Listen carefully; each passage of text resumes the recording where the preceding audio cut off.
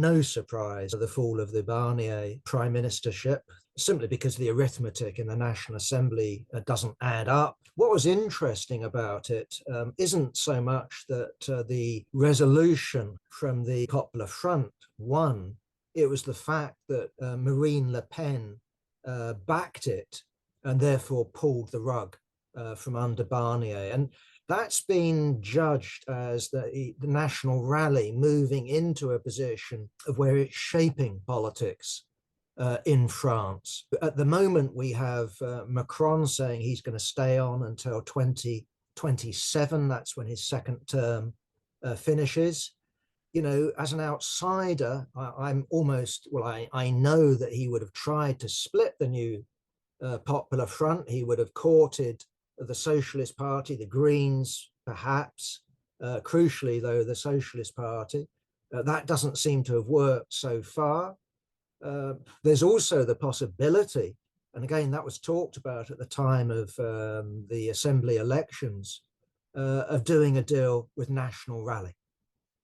And I don't think that we should discount that as a possibility. If you remember the elections, there were talks going on before them because National Rally was expected to emerge as the biggest party in terms of the election campaign until the new Popular Front got its act together. But there were negotiations going on between National Rally and the French equivalent of the CBI, the Confederation of British Industry. So I'm going to make up a name for them, the Confederation of French Industry. So I don't think we should discount that possibility.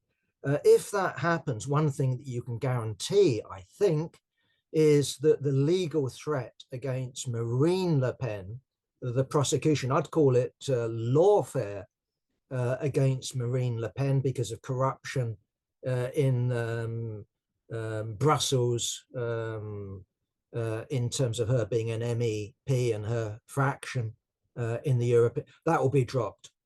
I view that as a political move. I'm not saying that they're innocent, but clearly this is politically motivated because amongst the threats to her was to actually bar her from public office for 5 years.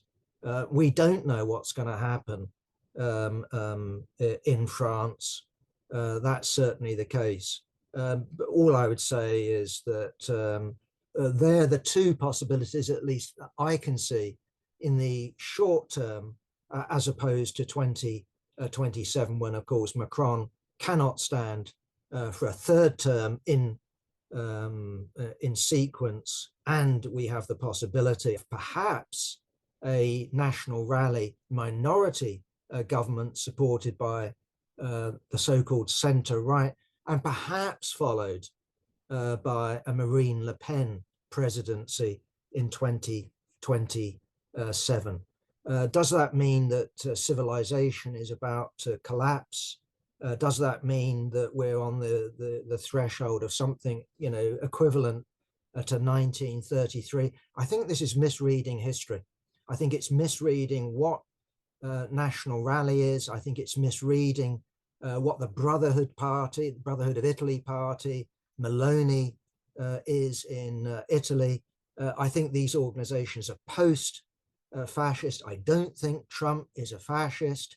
I think things will get very nasty, but I don't see us, you know, being on the threshold of something the equivalent of 1933. And where we're at the moment resembles much more, you know, the sleepwalk into World War I, minus the existence of the working class being a world force in its own right. That is absent at the present time, and that's our task.